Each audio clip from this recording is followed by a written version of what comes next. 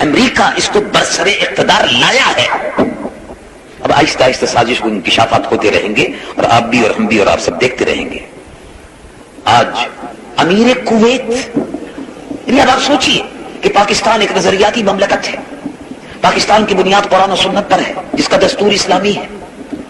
ارے بھائی آپ کا دستور اسلامی ہے، آپ کو امیر کویت سے کیا دلچسپی ہے جو ہر جمعرات کو ایک شادی کرتا تھا؟ آپ کو کیا دلچسپی ہے؟ آپ کو اس امیر کویت سے کیا دلچسپی ہے؟ یہ 70 بیویوں کو چھوڑ کر اپنے نائٹ سوٹ میں ہیلی کاپٹر میں بیٹھ کر بھاگ گیا تھا. آپ کو اسے کیا دلچسپی ہے؟ امیر کویت سے آپ کو کیا دلچسپی ہے؟ کہ پاکستان اس لیے معرض وجود میں آیا تھا کہ کویت کے اور دبئی کے اور بحرین کے ان عیاش اور بدکردار حکمرانوں کا تحفظ کرے. پاکستان اس لیے تو وجود میں نہیں آیا تھا کہ پاکستان کی فوج اس لیے وجود میں آئی تھی کہ سعودی عرب کے بدکردار حکمراں فہد بن عبد العزیز، the great gambler، دنیا کا سب سے بڑا جواری فہد بن عبد العزیز خائن الحرمین، کیا یہ پاکستان اس لیے معرض وجود میں آیا تھا کہ ان بادشاہتوں کا تحفظ کرے جن کا اسلام میں کوئی وجود نہیں ہے.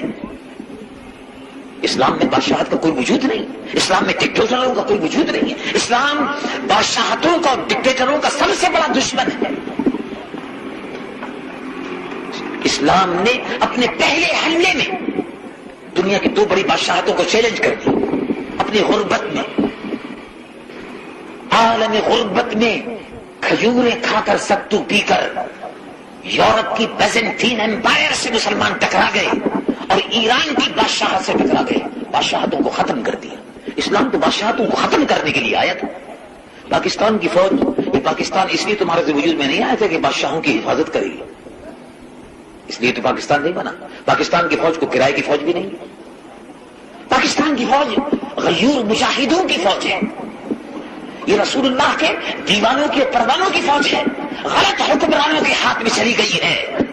پاکستانی فوج کو سعودی عرب سے واپس آنا چاہیے اور پاکستانی فوج کو امریکی سامراج کے خلاف سینہ سپر ہونا چاہیے. یہ پاکستان کے عوام کی ترجمان بننی چاہیے. میں مختصر سی بات پھر یہ عرض کروں گا کہ اس وقت سب سے بڑا اور اہم مطالبہ جو ہے وہ یہی ہے کہ صاحبزادہ